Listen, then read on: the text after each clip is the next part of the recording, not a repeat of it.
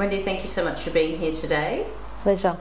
We wanted to just have a chat to you about all of the roles that you have within the society, official roles, non-official roles, and all that you do on behalf of people living with MS. One thing that happened recently was you received an MS Heroes Award, which is really fantastic. Well done. It was great. It was an honour to be nominated, and the nomination was really nicely written. So it's nice to know that what you do gets recognised and appreciated by some people. And I was overwhelmed by how much applause there was in the room, actually. On the night at Government House when you presented with the award. Yeah, it was fantastic. So that's why we wanted to share with the MS community more about you, more about the Heroes Award, also about the MS Heroes, the philosophy of living positively with MS, which Paul Basali advocated for on behalf of the society, and we've really been running that through all the work that we do, particularly with people living with MS, and also the self-advocacy that you carry out. So we wanted to start it with talking about what was said to you when you received the award for the MS Heroes. So if I could read out to you what the chairman of MS Queensland, Jonathan Lorraine, shared with everyone that was gathered at the Government House on the eve of World MS Day. The award, or the reason for the award that was given, was that you were recognised for your work in championing advocacy and accessibility issues in the MS sphere. Being an architect by trade, you influence the building industry and the wider community. You empower others and champion the MS cause, combining your professional knowledge with lived experience, and you have become a powerful advocate for the MS Society. Wendy, you're an architect, and your mantra or strapline of the work that you do is step-by-step architecture, access, advocacy. When did you bring these together? I was thinking along the lines of inch by inch, because these things happen slowly, but we're into decimal currency now, so inch by inch didn't really make sense. And a moment of inspiration over a glass of red wine turned it into step by step, with its dual meaning of one thing at a time and literally steps by, eliminating steps. So that's my aim through my architecture, through my advocacy, and through my access work, is to eliminate steps, step by step. Excellent. So I've listed, I think, all of your job titles, and it's really just quite exhausting even listing them. Architect, step by step, architecture, access, advocacy. You're the Queensland Action for Universal Housing Design, you're co-convenor, but now I believe you told me recently you're the convener. You're the MS Queensland Board Member. You're an MS Ambassador since the program commenced in 2008, and you work strongly with me, particularly on a couple of campaigns of real importance to everyone, which the energy campaign, the energy rebate, and also sharing with the community as a whole the economic cost of MS. You're also a design compliance advisor to Access Solutions for Spinal Injuries on buildings, infrastructure and precincts involving architects, government and major developers each week. You're within the Accessibility Reference Group for Queensland Rail, and you're a speaker at forums. In these roles, you're often providing advice to government and other stakeholders, but is there a particular role that you enjoy more than others? I think it's the little things that affect all of us every day. Footpaths that aren't continuous and force people onto the road, walking their dogs, pushing prams and in wheelchairs. It's just making those small differences that nobody notices, but all of us notice when they're not well done. And the universal housing design one, I think it's been difficult to raise the necessity of that with government and with the builders, and yet everybody recognises it's a need.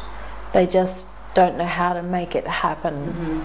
And that's all about a truly inclusive society where people can come and go from anybody's house and take part in regular life with things like having a beer on the back deck with your friends, or a cup of tea, or helping your niece and nephew do their homework at the kitchen table. All of those things, which particularly in Queensland with the two-level or high-set houses, is really difficult.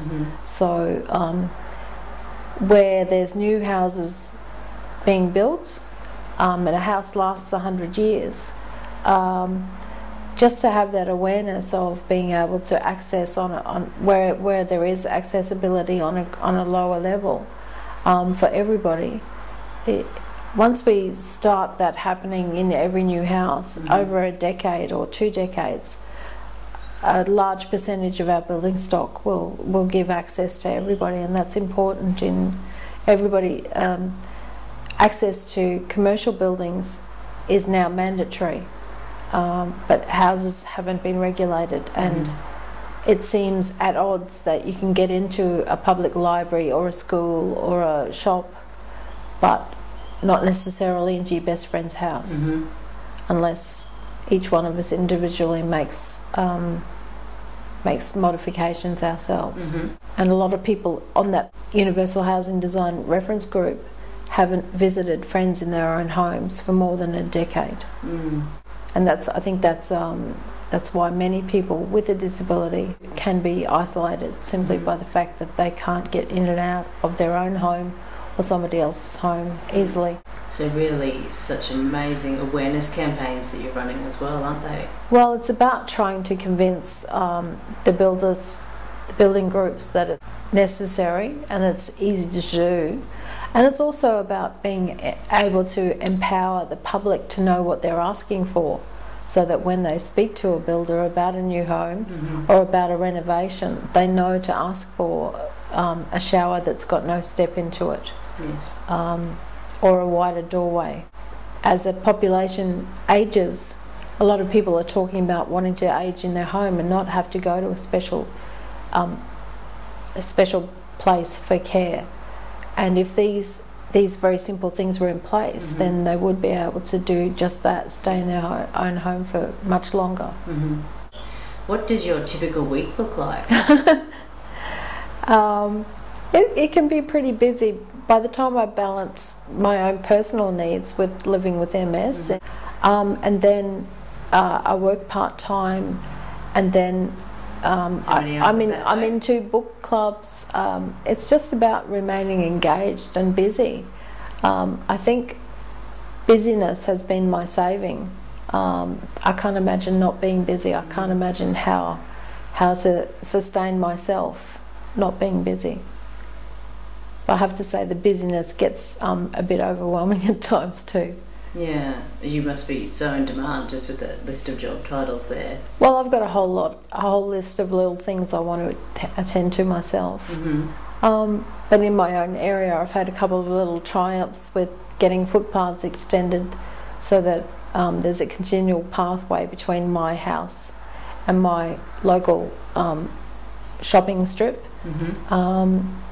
All it took was another 40 metres to connect me to the world beyond, and in another place where the council had built a lovely brand new toilet that included a wheelchair accessible, a unisex accessible toilet, but the path that connected to it was too narrow to use a wheelchair on in a couple of places. So after writing a letter and with the support of my local councillor, the path was relayed just at the end of the last financial year. Yeah, great. It was a good outcome. Well done. This is a busy area with lots of parents and kids playing soccer and so on. So now when I see people walking down that path, they have no idea the effort it took to create it. But I'm pleased to see they're enjoying it and using it. And I think with regard to accessibility, that's exactly the point. It shouldn't be noticeable. It should just be there. You're an amazing advocate and ambassador for the society. You do so much, but and it just seems so natural, just rolling off your tongue, the work that you do. But you didn't start out in advocacy. no. How did you get involved with advocacy? Well, my life story, my MS life story follows a typical pattern of being the next 15 years sort of just having minor episodes or incidents, and then all of a sudden I began losing my balance very badly and needed aids to walk, to remain walking, and that started to have a very big impact on my career. I'm an architect. I never saw that as a job. It's something that's part of you, always. And when I lost my job at the age of in my early 40s, I was absolutely devastated, and I didn't know who I was without that job. That I identified very strongly with my job. So I spent probably the best part of 18 months or so not knowing what to do, and gradually I became aware that I could combine my architectural knowledge with my new lived experience. And just looking at the tagline on this poster of giving life back, I was really lucky to have the opportunity. There was a new project happening here with some money that had been allocated from the state government to rehome some people who'd been in high-level care in a more community-based option, and that became known as Life at Annerley, which was about converting some townhouses to be able to be home to 8 people with MS who needed a high level of care around the clock. And it was interesting that giving life back was the new tagline at the time, and it was about giving life back to those people who were able to move into the new building. But it gave me life back too, because it allowed me to contribute my architectural knowledge to the conversion of these buildings, and also my lived knowledge about what it's like to be showered by somebody else. And so I tried to bring that into the project. So it was a win-win.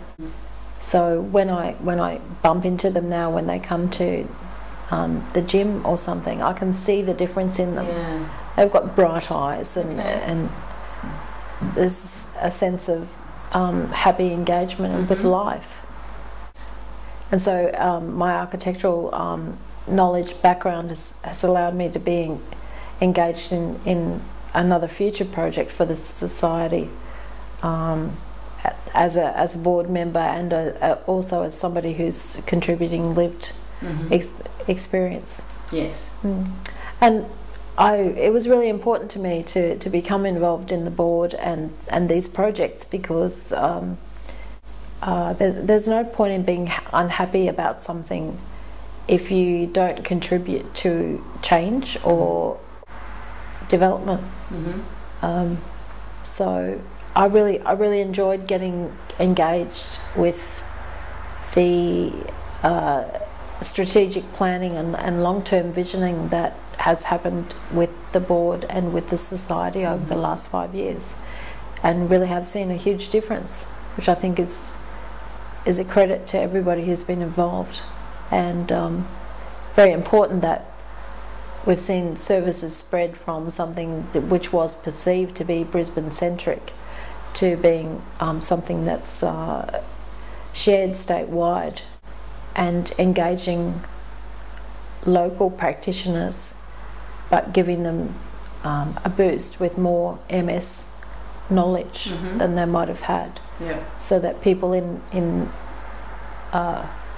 regions like Mount Isa or Cloncurry or even Weipa, certainly Townsville and Rockhampton and Cairns, having access to really well trained and well briefed health practitioners, and that's been a great expansion of the society's service. it's been really great to be part of that visioning. So what do you see as a win in your work, Wendy? A win? I guess that's why I'm shy of being acknowledged, because it's just about smoothing the way, making life easier for everybody. And it comes down to footpaths and grab rails, and but at a higher level, it's about creating an attitude of engagement and inclusion. And I think that's what everything I do is about trying to achieve. For the last 5 or 6 years of my career, designing houses for individuals, and that's something at the beginning of my career I thought I never wanted to do, because it seemed fraught with communication issues. I used to sort of think of myself as a marriage counsellor as well as an architect. But there's an enormous amount of fulfilment in helping somebody create an environment that they just love.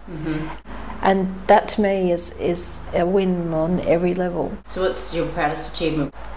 I don't really have a standout, no. It's just, honestly, it's just about slowly trying to, if I make waves, they're waves for trying to create positivity rather than negativity.